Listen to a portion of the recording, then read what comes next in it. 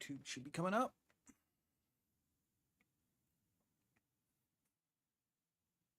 Make sure it's live.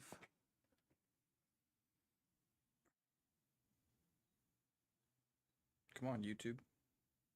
There we are. Okay, YouTube's up. And let me get LinkedIn up.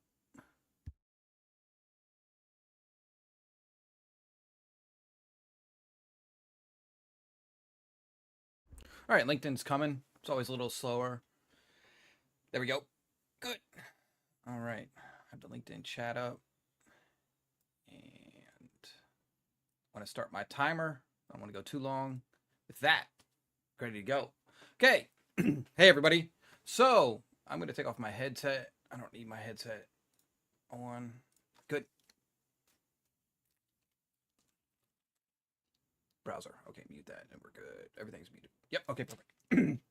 Cool. Hey, it's Friday. So sorry for missing Wednesday. We had a public holiday in Singapore. So I kind of just chose to take my public holiday because this isn't really a job for me.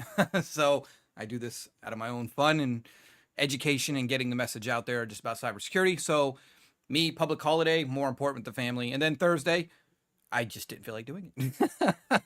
So I figured, hey, it's Friday. I'm excited. My next project kind of kicks off next week. So I've got a little runway to do some stuff. And with that, let's just talk about some good articles. A couple funny things came up here. I found this is really, really interesting. So let's go kick off the first one. We're going to go over to here. Hey, okay, camera looks good. Yes. Okay, cool.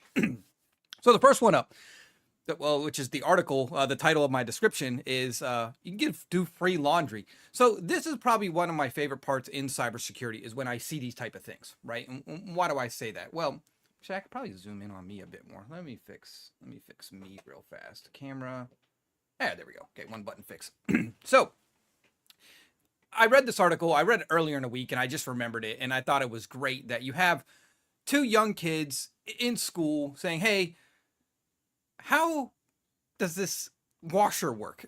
And they played around with it and they were able to get the washer to start without costing them any money to do their laundry. Now, anybody who's been in school or is a student realizes sometimes you're strapped for money, but I would say being able to just do your laundry for free is probably a really good thing for a lot of people, right? Especially the water, and now hot water is expensive, even more expensive. I thought this was really, really good article. And what I want to call out about these students is they actually tried to do the right thing. That's what's the most important thing about this article. People should be allowed to try to do independent hacking or penetration testing, I would say, because if nobody tries it, then you won't know if it works or not. Now, you shouldn't belligerently trying to do it and then maliciously try to sell it. That's where it becomes like really hacking. These guys were like, hey, this is really odd. Let me try it. Oh, it worked. Awesome. But then they did the right thing, which is try to disclose it. And that's what I think is the most important thing to talk about here. I really respect these two guys. They did the right thing, even though it was more painful than it needed to be for them. So kudos on them.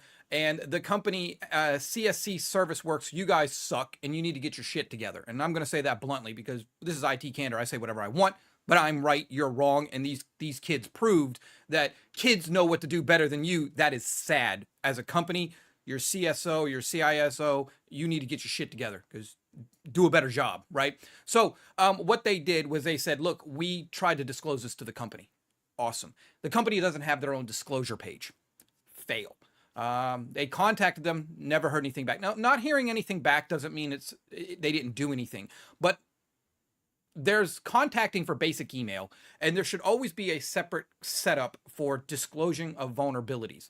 And you might actually want to make it more of a page where there's choices. So the person can say, you know, is it somebody who's a hacker or hacking or testing stuff will be able to tell you, is this a high, medium, or low? And is it credential theft? Is it user PII data? So you should have a disclosure thing that maybe helps filter in what's coming in. So you can say, oh, wow, this one looks like it could be higher risk than another one. Let's look at that one first. But it shouldn't follow your standard support@company.com. That's not where this stuff goes. You need a separate one. And that's where CSC failed massively with this. Now, like all companies, once the news story broke, now we said, oh, we're going to now talk to our partners. And this is the problem with this whole system. I think it's really messed up. in this scenario, right? These kids did the right thing, and the company themselves, when the news got to it, they finally decided to do the right thing. This is the problem in the industry. And so if you're in a company, small company, big company, it doesn't matter.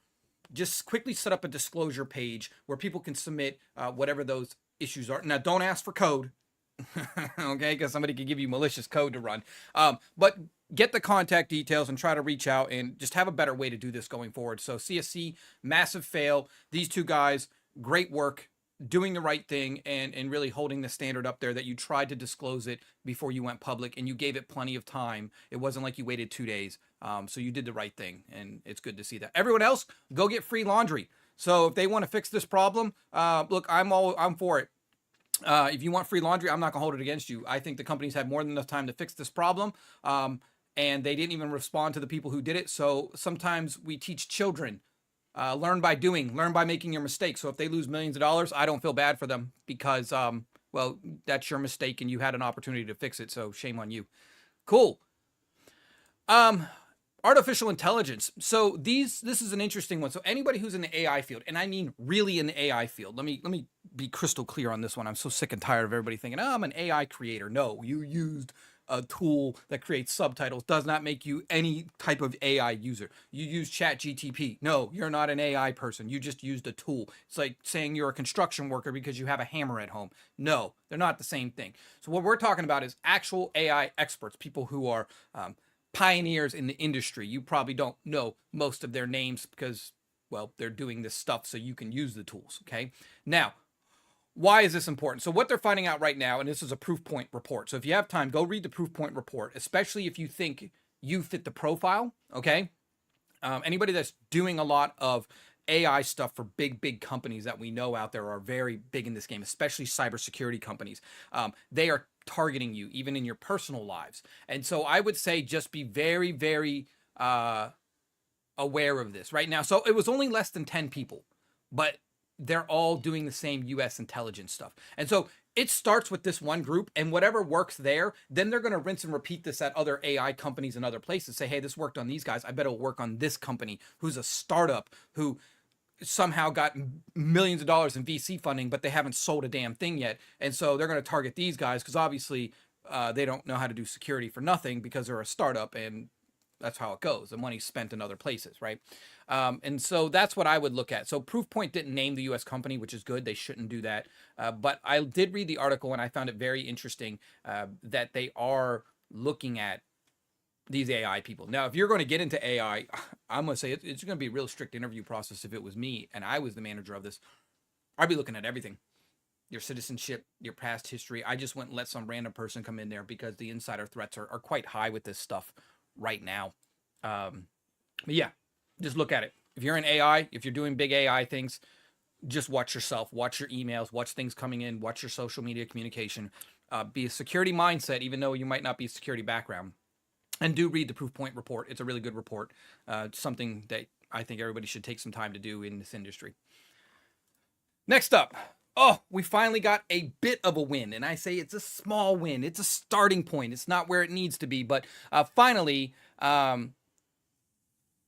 the SEC in the U.S. So if you're not used to know what the U.S., if you're from other countries, because obviously I'm in Asia, so a lot of times this time zone's different. But the SEC is really what governs financial industries and things like that in the U.S. I'm not going to go on all those details, but they made a big change. No later than 30 days do you have to disclose your compromise. Thank frickin' God. Now, obviously, there's going to be wiggle room in here, and lawyers are going to do what lawyers do, and they're going to try to find a way. Well, no, technically we didn't find out about the breach till this actual date, and so it's not actually 30 days. Okay, look. But the point is, at least there's something on the books. Now, my question is, well, what's the punishment for not disclosing? Every time I read these articles, it's all about, hey, this is what we have now. But I like to know the punishment for things, right? I give a really strict example. So if you've ever flown to Singapore, okay, Singapore is like, no, they don't do drug trafficking here. They don't F around, right? Kudos on them, right? If you're on a plane flying to Singapore, they tell you that if you are caught drug trafficking with a certain amount of drugs, the penalty is death. There's no gray area here. And it's not like you get 7 years to hang around. No, they 86 you very quickly. whether you agree with that approach or not, that's something else to debate. But what I do think is whenever you break the rules, the punishment needs to justify and be adequate for that. So yes, they have to disclose within 30 days. What happens if they don't disclose within 30 days? What if they decide to say, ah, screw it, we'll wait 60 days because our financial report's coming up and we can make more money by not telling the truth, right? The punishment has to be extremely severe for these guys. Maybe they're not allowed to do business for 30 days. You don't want to tell us for 30 days? No business for 30 days. Boom. But that's what I would say. A good starting point. I want to know what the punishment is because I want to feel like if the punishment is justified enough, otherwise people will just break the rule because they don't give a damn. I had this one friend of mine, not really friend, but rich. He just sped all the time. He didn't care about paying for speeding tickets. He didn't give a crap because he had so much money. He just didn't care. So it's like, well, oh, this is a $200 fine. I just made that while sitting here with the cop writing the ticket. I don't give a shit. I was like, oh, okay, cool, man. Right? You know what I'm saying? So let's look at what the punishment is, but this is a great starting point. 30 days for financial in the U.S. Finally, the U.S. is getting their stuff together. This one I felt is really good. First off, the article is kind of meh, Gen Z and millennials. Okay, let's be honest. Before Gen Z, there really wasn't computers, and most of those people are quite old now, including myself a little bit here. So yes, they don't care about security anymore. You're like a 70-year-old grandpa. Do you really give a crap about security? No. So these two generations, especially Gen Z and millennials, are the ones who kind of boomed with the internet, and now we have mobile and social media in this area. So obviously, I think they do have a better visual understanding of what hacking can be, because most likely a friend or a family member they know have gotten hit by this. Just probability speaking, most likely somebody they knew, and I actually mean know, like they know them, not like indirect 3 lines down in their social media, right? And I want to go over the tips real fast. The first tip is recognize phishing attempts. I think this is a good tip, but it's also a flawed tip. First off, with AI tools right now, the hackers who were really, I would just say their English and grammar was god awful. Now it's gotten better. Okay, so now it's going to get harder to recognize it because it could be AI writing the email, and that's getting very difficult for people who it's not English isn't their first language. So that's something to definitely think about, that recognizing them.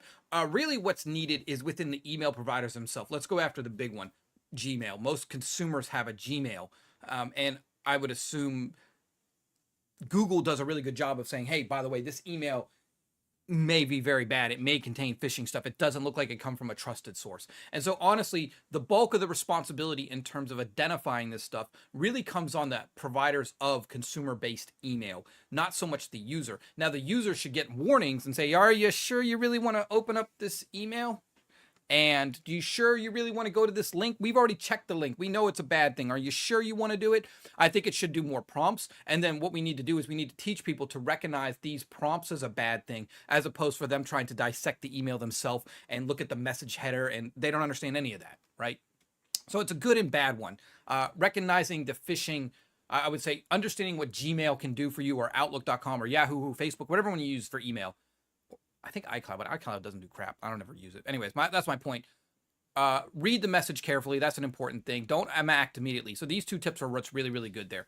Check the sender. You can't really check the link. It's a little difficult. You need some other solution to check it for you, and then report it if you think it's phishing. So these things are good. I think the tips are really good, but I do think you need to make sure that the solution and email provider you're using really is up their game with this stuff. And I think Gmail, from my perspective, when I have a Gmail, obviously, don't really use it, but it's up to snuff in terms of telling you these type of things. Set up multi-factor. This is a mandatory. And I think this is, once again, it's a company responsibility, not a person responsibility.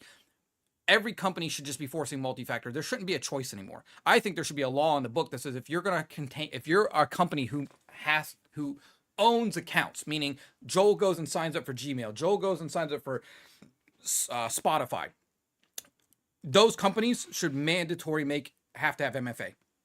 There shouldn't be a choice anymore. You should have to have MFA. There is no other choice. So we still have a lot of companies that can let you do whatever you want, but that's just my view. So if you're at a place that doesn't force it, you should be doing it yourself. Yes, MFA is a big one. Using strong passwords. I think this one's a kind of a dumb one on the list. The reason is we've had this on the list for 25 years. It still doesn't work. So what I would say is after MFA, what you should be saying is start using password lists or pass keys. That's where you should be going. If a solution offers it, that's what they should be using. I'll give an example. Interesting enough, my own personal Outlook.com account, I happened to go up there because I hadn't used the web page in a while, and I noticed that there were lots and lots and lots of failed login attempts, right? So I was like, oh, you know what? Maybe this let me change my password or whatever, right? And then I looked at it. I was like, you know what? I haven't done. I haven't set up Go passwordless on my own account. I was like, oh my god. So you know what I did? Oh, and by the way, I tried to reset the password. It said you had too many failed attempts, so you can't change your password. So good. Oh, yeah, that was an oversight in the design. I can't reset my own password because there are too many failed attempts. That is dumb because it should say, are you trying to reset your password from your known trusted IP? So that's a Microsoft, I would say, fail on that even if I'm trying to get it back, I can't, right? Anyways, I just turned passwordless on and the problem went away. And even I forgot that there are so many different accounts out there I have. I probably need to do my own audit, but god damn, that's boring. Trying to do an audit of your own crap. IT people have suffered from the same thing as normal people in other jobs. I just don't want to do it. But yeah, let's talk about the next one. Use a VPN. This one, god damn it, I hate this one. Why do I hate this one so bad? So VPNs, first off, everybody watches YouTube or TikTok and everybody wants to sell you their sponsor of the video as some VPN. And so people think, oh, I got this VPN, I'm automatically safe. And that could be further from the truth. Yeah, that's it. So to my view, when you think of a VPN, most people think of a VPN as it puts a false sense of security. So if a hacker hacks your computer and then you turn on a VPN, the hacker's just going to use that VPN to send the data out. Okay, number one. Number two, what are we not looking at? So a VPN, a lot of times, most people don't have good DNS security. So even if you have a VPN, you're still using piss poor DNS solutions or DNS locations or not even having DNSSEC or all the other big things that come around DNS. It doesn't mean you're still secure, right? And so you really have to take a step back and say, look, it's good to try to keep some stuff private, but don't let it give you a false sense of security. You think, oh, I'm on a VPN, so I go to this website, everything's good. You could still go to a malicious website on a VPN at the end of the day. And so it's a good thing to have, but it's also good to recognize this. Now, if you're at home, it's fine. But what I would say is where VPN does shine is like what they said here. If you're more in a public area and you're using like Starbucks or McDonald's Wi-Fi, then yes, by any means necessary, I would recommend being on a VPN because you don't want other people on that same guest network or even in a hotel for that matter, being able to see your stuff. Yes, you should be definitely using it if on a personal device. And if you're on a corporate device, most of the time they should have something on there as well. Corporate will be more of a split tunneling setup these days. But anyways, don't get one, but don't let it get you to a false sense of security, okay? The last one. I love this one. Install updates regularly. Yes, yes, yes. Now, I have a theory on this. How much time am I at? I'm at 13 minutes. Okay, cool. Here's my view on this one. This is how I'm going to put it down there. If it's free, you don't get a choice. If you pay for the software, you get a choice. I think we can meet in the middle and have everybody agree on that point. If you get the software for free, you should be forced to get the update right away. That's the point of it being free. If you pay for it, now it's yours, and you have the choice to walk around insecure and be stupid. Oh, I don't want to patch my computer for 6 months? Cool, you do whatever you want. You paid for it. You eat your own shit. You want to make bad decisions? Fine. I'm not going to knock you on it. But I think if it's free, you shouldn't be allowed to not get the updates. Now, that's going to ruffle people in the Linux world a little bit because, let's be honest, I don't really count Linux clients. Linux servers are, and I'm talking clients here. I'm not talking servers. I'm talking user people, normal people. Most servers you pay a license for. By the way, for Linux, Red Hat, and all that, most likely you pay a support license to get supports for it. So technically, it's not free, right? I'm talking about Mac, iOS, Android, and Windows, right? Now, obviously, the mobile devices are a bit more of a challenge because they come with an operating system. You can buy Windows, Home, Pro, and all that. You got to buy it. So I would say if Microsoft ever made a free version of Windows, the trade-off should be you don't get to choose. You have to get patched. If you say, I want to patch my own stuff, then you need to go buy it, right? And ultimately, that's how I feel it should be. Free, you remove something, and paid, you get a choice, right? That's just my view of it. Now, are software companies going to do that? No. I mean, you can even take Apple. Apple's really good at pushing it down, but I'm going to pick on my sister-in-law here.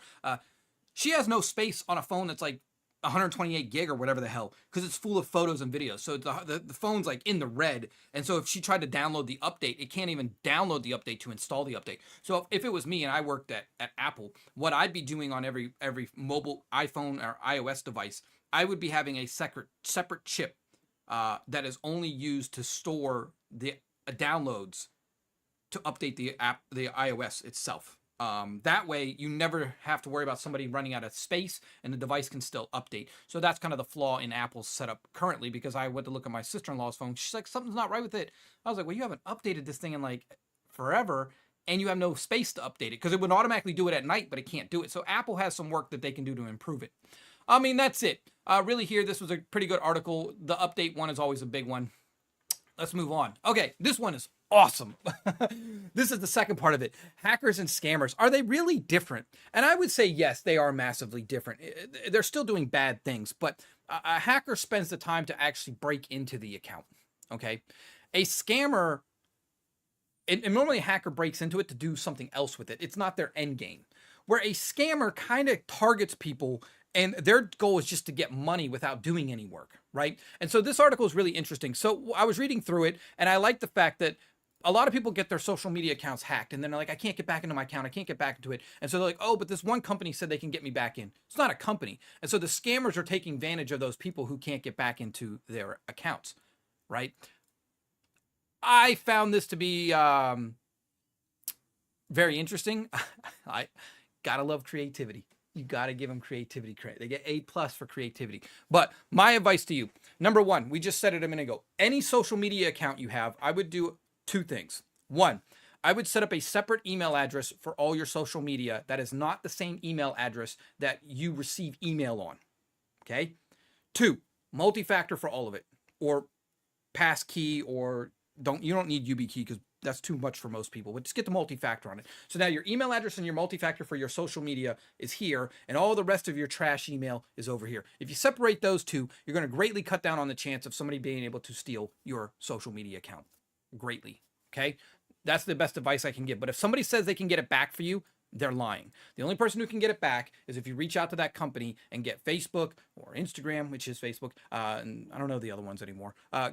We have Twitter, right? I'm on X. Yeah, those ones. Just say, hey, you're going to have to work through their process. If their process sucks, it sucks. But you just have to follow their directions to get back into the account. But yeah, this is really good. But this is Mage thing when you say, hey, look, scammers are piggybacking off hackers and whatever they're doing. They're like, I'll get you back in. Don't worry. Give me some money. I'll help you out. Right? Not true. Okay. Only go to the trusted companies. This is a more message for normal people, not maybe cybersecurity experts, because this could happen to anybody who doesn't know any better. Oh, hotels.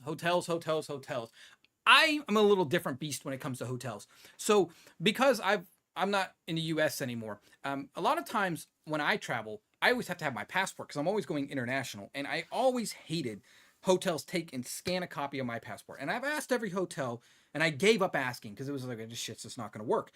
How long do you keep the photo for? Nobody can answer that question. Where do you store it? Nobody can answer that question. So basically, it's just stored somewhere, unencrypted, and everybody has access to it. I've literally given up on hotels, especially internationally, having their shit together, okay? I had to make peace with it because I have to travel, and that's my job, and what am I going to do? So I did kind of solve the problem a little bit, but not really solve it. I have two passports. One's a business passport, one's a personal passport. My details are still there, but at least I've separated them a little bit. Yeah, this sucks. I when I was traveling through Italy one time, I went and they had like a hotel lobby computer. Those are the funniest things to do. If you ever get a chance, go to the hotel lobby computer and look at the desktop, look in the documents, look in the photos. Some idiot will scan their details on that computer for some reason, and you will find people's passports and all types of other crap just sitting on the kiosk computer in most hotels. So don't do that. All right, just avoid hotels, but this just sucks. Basically what they did is they implanted on the computers, and they were just capturing all the guest details when they come in.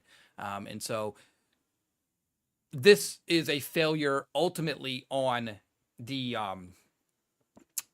hotel computer people themselves, the security team, right? Really screwed up.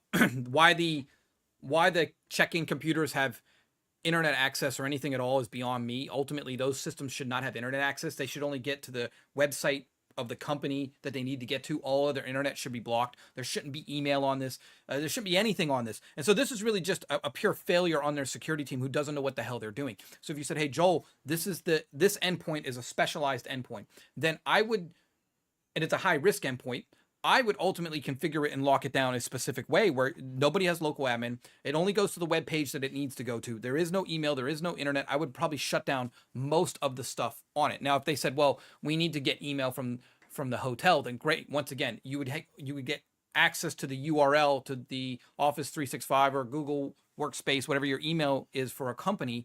You would get access to that, but I wouldn't allow downloading of files because most of the time we would say we can't download them here. I would really have locked this down much better. This shouldn't have actually happened. The people who use it shouldn't even be a target.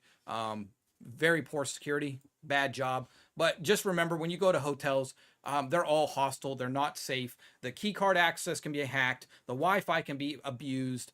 There's TVs in there that people can hack and turn the microphones on all the smart TVs. So just remember, hotel's not a safe place. Go there, poop, sleep, eat, leave, then do stuff. Just avoid anything. I mean, hotels really aren't safe. There's so much wrong with them. I don't even want to get into it, right? This one I'm just going to rip on real fast. This is the stupidest heading ever. So Ashley Madison, I'm not going to go into the details. It's not a really good website from my perspective. Like what it sells is horrible. It encourages bad behavior. Okay. Now, if the website didn't exist, would people still do it? Yes, but it doesn't change the fact that you're making it convenient to do something that is bad. Anyways, this is the most stupidest thing. Ashley Madison was gambling with people's lives before the security breach. First off, no. People were gambling with their own lives by using a service that was doing a bad thing. So first off, let's shift the goddamn accountability to the people first. Security is security. Should the company done a better security job? Yes, that's always going to be it. But if you as a person think that the company's service that you're using, you expect them to be perfect, you've already failed, you've already lost. Every service and site you use on this planet, whether it be Amazon, Spotify, Gmail, Microsoft for work, does not matter. Stream for gaming, doesn't matter. Sony PlayStation accounts, Nintendo accounts. Everything's going to get hacked eventually. Or it had already been hacked and your data's already out there. My point with this is gambling with people's lives. No, people were stupid. You chose to do something and the company sucks at security and they got hacked. Now, because you get exposed for doing something bad, is that any different than getting exposed for just having an account on Spotify? That's a different discussion. But my point is responsibility and accountability starts with you. I'm gonna fucking say it. You are responsible for your own shit. You want to use these sites, any website, limit the details you give them. That's your accountability, okay? Don't trust the companies to do the right thing. That's all there is to it. Do I want to do this article? What other article do I want to do? Yeah. Okay. So this is a stupidly written quote. Admins love power, so do today's hackers. Okay, you're an idiot if you don't know how to secure PowerShell. It's your own damn fault. But anyways, this is a very common one, and I think this is where AI is going to really, really help. What I was going to say here, Mandiant recently published this, and this is very, very good, is living off the land. And so most people think, oh, a hacker gets into my system and they're going to install something and then there'll be something running and I can use that code. What is the more dangerous one is using what's already there. So for example, if you already have, keep a simple example. You have Adobe there and it's got vulnerabilities. They use the Adobe to break into the system.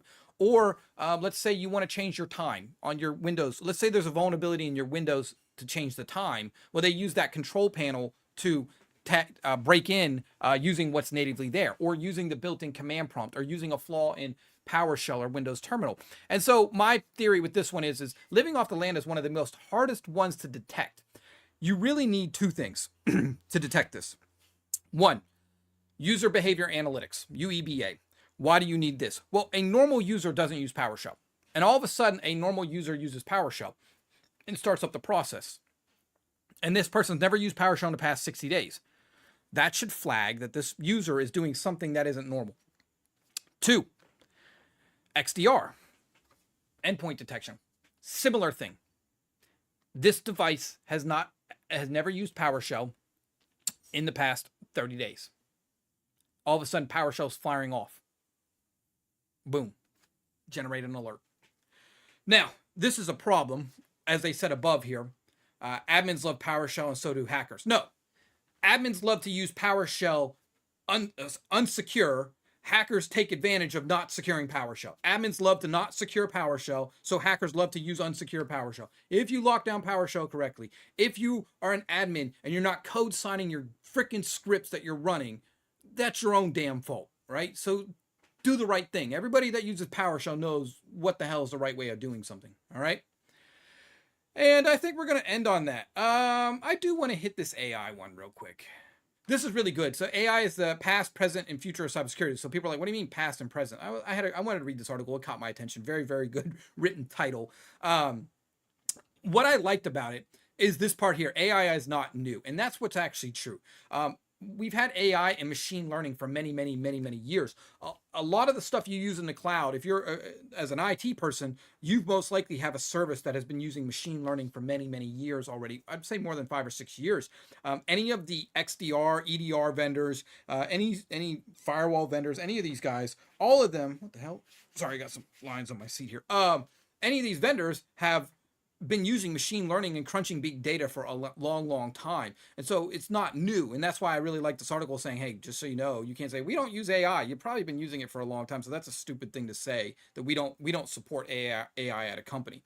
The second part about this, I like the way that the vice president at Trend Micro worded this. It's a dual AI approach, AI for security and security for AI. You actually need both. And I've said this countless times. But I liked his note. Our strategies focus on making security better and easier with AI. That's the key here. With AI. You can't just do security with a person by themselves, and you can't just do AI security by itself. It's going to need everything. What I would say is it's been used to normalize data for a very, very long time, and that's a very good point. Securing data with AI. This is the big data stuff that's been going on for a very long time, the past and present, and it will be doing it in the future. So that's what they're talking about. Now, this is the big one, hyper automation. Yes. So this is where most companies fail. Their SOC is very, very manual. Most SOCs I go to, very, very manual process. There's 18 tickets and we have some guy who comes on and he kind of looks over them and then they just close them without actually fixing shit, right? So ultimately at the end of the day, when it comes to this, I thought this was the next step of you really need to get automation. I think this is where AI is going to solve some of these problems. So could somebody lose a job over this? Well, most likely the SOC might downsize a little bit because they're like, well, if we're going to be, the tickets are always open and people aren't closing them anyways. Now AI is going to close them for them. I have less tickets. I need less people. That's a true thing. So my advice would be make sure you're not the weakest link in the SOC. You're actually doing your job. You're actually closing tickets and alerts and reducing risk to the environment. So when you're working with AI, you can say, hey, I love working with AI because I can do this better. But if you're just somebody who just sits on your ass and does nothing, then AI is going they're going to downsize. I don't want to see you get hit, but you got to earn your keep. AI email detection. I think this is really, really good. Proofpoint was talking about this, but like we really need better AI detection with emails because they're using AI to generate these emails. So the grammar mistakes from somebody in a foreign country to somebody in the West, that's getting better and better and better where there is proper, I guess, hell, they'll probably even put pronouns in the damn thing now. Say, hey, here's your pronoun. Look up on LinkedIn, say, here, he's a he, him. Put your pronouns in there and then trick you. So they're getting very good. The last point is I would say AI augments and not replaces human analysis. This is very, very true at the end of the day. For the time being, AI doesn't understand the business. It doesn't understand the risk. It doesn't understand the things about, hey, if I just, the server's being compromised, let me just isolate the server. Well, that server has the database and now the application's down. And now thousands of registers can't check, I don't know, send up money or some shit. I'm just talking off the top of my head here. My point is, yeah, so that's my point. AI sometimes doesn't have context yet. It knows the right thing to do, but it doesn't know if that's the right thing to do right now because you could ultimately take systems offline. And that's where everybody's fear is at the moment. Nobody should be afraid of losing their job forever. Yes and no, that's a false statement. That was a real dumb thing to say, but my point is AI is probably going to downsize the amount of people. And so if you're just a basic SOC analyst, you need to step your game up. You need to say, look, I'm an AI analyst who does a good job, and now you gave me AI, and I can even do a better job. Not just, I don't know anything. All right, so people are I'm just going to say it, it's going to suck ass. People are going to lose jobs. You're going to be downsized if you don't have skills, and you need to go out and say, I'm the person using AI at the company. I love AI and this is how it's helping me do my job better. But you need to show the value that without me being a human still, you don't have that. So sell yourself inside your company. Try to do the best you can. Sell yourself outside. I hate the personal branding stuff. Drives me up a goddamn wall. But my point with it is do your own personal branding. And cybersecurity and AI are inseparable. That's what came out of the RSA conference. I thought that was a lot of stuff. I was reading up on it since I couldn't attend, being over here. But it's basically saying, look, this is unavoidable. Pandora's box is open. I'm done, actually. Let me just go to my black magic camera. Hey, Pandora's box is open, is done. You don't have a choice in the matter. Well, you do have a choice. Give you two options. Quit and retire. Turn off all your systems. Pick one. I don't care which one it is. Or 3, you're up against AI hackers now. And it's only going to get worse. If anybody else is sugarcoating it, they're lying to you. I'm not going to lie to you. I'm probably going to piss you off or hurt your feelings, but you're going to say, damn, Joel, well, you were right. So that's my point. Pandora's box is open. AI is there. The question you have to ask yourself is, if you're a security professional, are you using AI? How much? How is it making your job better? How are you reducing threats to the environment? And number 2, how are you with your own AI security? If your company has AI, what do you know about it? Is it being secured properly? Is it being safe? Is it some mistakes are happening with it you don't even know about? And maybe it's not your job and your role, but it doesn't hurt to ask the question, because cybersecurity is a team sport at the end of the day, right? Some of it might be confidential, like, oh, it's need to know, but a lot of times get the right people in the room and they'll talk, right? With that, it is Friday. What the hell do I have? Oh, my son's on vacation from school. Oh my God, kids at home. It's going to be a busy 4 weeks, 5 weeks with him at home. You know, kids want to have nothing to do. So I've already filled out a bunch of stuff for him to do. And I've got I try to keep him busy with schoolwork, extra schoolwork, things to do, and got some art projects set up for him. So yeah, with that, everybody have a great weekend. It's Singapore. I think it's not raining today. It's been a rainy week. I'm going to relax. I will be back on Wednesday, my normal scheduled time. Other than that, thank everybody for checking it out. Thank everybody for watching. Leave a comment if you don't like something I said, because that's probably more fun than agreeing with people, because it's the internet. We need to be argumentative all the time. If there's any other articles or something you want to send my way, just drop it to me and I'll talk about it. And I have some other non-streaming ones coming up. I have 2 of them that I want to work on. I've just been lazy. And I need AI to do it for me. Yeah, you go do it, AI. No, but anyways, you guys all have a great weekend, and I appreciate the time, and I will see you guys soon. With that, I'm out. Peace. Oh, wait, that's not my outro. Be candor. Bye.